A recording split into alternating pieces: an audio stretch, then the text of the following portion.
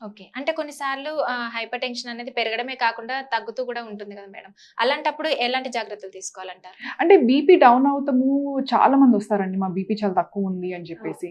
మాకు అంటే కొంతమందేంటంటే సెలైన్ ఎక్కించమని అడుగుతారు. కొంతమందేంటంటే బీపీ మరీ తక్కువైపోయింది మాకు కళ్ళు తిరుగుతున్నాయి అంటారు. సో, ప్రతిసారి బీపీ తక్కువున్న ప్రతిసారి మేము ట్రీట్మెంట్ ఇవ్వమండి.